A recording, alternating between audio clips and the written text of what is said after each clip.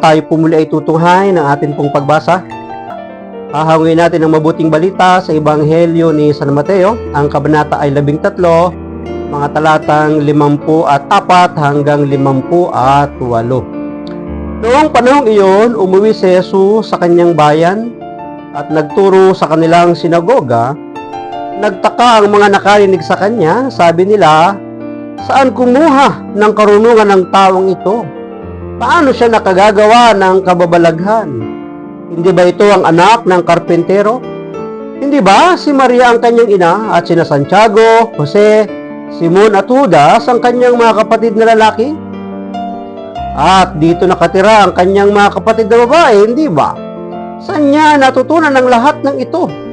At ayaw nilang kilanlin siya. Kaya sinabi ni Jesus sa kanila, ang propeta ay ginagalang kahit saan, liban sa kanyang sariling bayan at sa kanyang sariling sambahayan.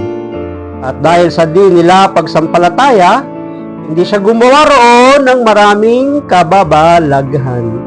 Pagpalain po ng Diyos ang pagkabasa ng kanyang mabuting balita. Ang reflection po o pagsasadiwa ay hahawin natin sa Aklat ng Simbahay taong 2024. At dahil sa di nila pagsampalataya, hindi siya gumawa roon ng maraming kababalaghan. Kung wala man silang naranasang mga himala at kababalaghan na ginawa ng ating Panginoon sa kanyang bayan, ay hindi dahil walang kakayahan ang Panginoon. Nasa kanyang lahat ng kapangyarihan. Ang dahilan ay dahil hindi nila kinilala ang ating Panginoon. Hindi nila tinanggap. Rejected nila si Jesus. Totoo naman yun minsan. Gusto mong tumulong sa mga taong nangangailangan, ngunit kung hindi ka tanggap, paano mo naman magagawa ng kabutihan?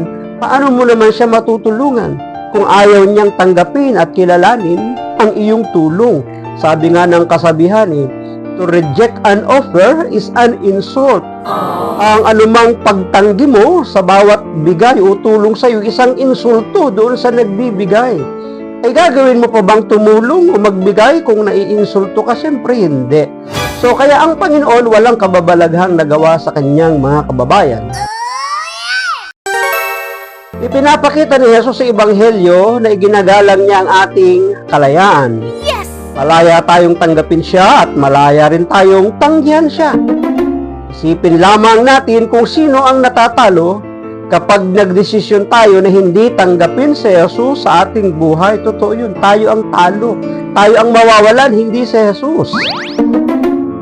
Tandaan natin, tayo ang natatalo dahil hindi tayo makikinabang sa kanyang biyaya na magbibigay sa atin ng lubos na kaligayahan at kaginhawahan.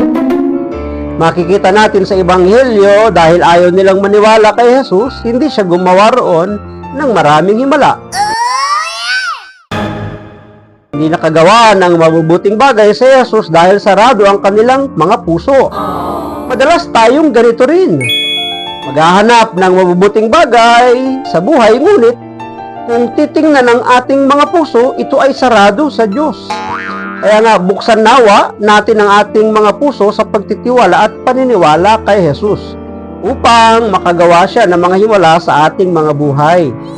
Buksan natin ang ating puso sa pangungusap ng Panginoon upang maging tapat siya sa kanyang sinabi kapag tayo lumapit sa kanya. Habag ang ating matatanggap. At pagkatapos tayo humingi ng awa at biyaya sa kanya, kapag tayo kinahabagan ng Panginoon, yung ating mga masisidhing pangailangan, mga problema, pagsubok, suliranin ng buhay, ay kaya niyang bigyan ng solusyon sa ating buhay. Kaya nga, ang pagdidesisyon ay nasa atin. Kung gusto nating manalo. At kung tayo gusto ring matalo, nasa atin pong desisyon, yung hindi siya tanggapin sa ating buhay. So, paano ko ba sinasara ang aking puso kay Jesus? Paano nga ba? Yung hindi siya pinapapasok at tinatanggap sa ating buhay. Paano ko ba ito mabubuksan upang makatuloy siya? Tanggapin natin sapagkat sabi ng Aklat ng Revelation, siya'y kumakatok sa mga pintuan. At kung siya'y ating pagbubuksan, siya'y tutuloy at sasalo sa atin sa hapagkainan. At alam naman natin na si Jesus hindi katulad ng barkada, kaibigan natin, na sumasalot dumudulog lang sa hapag na walang ambag.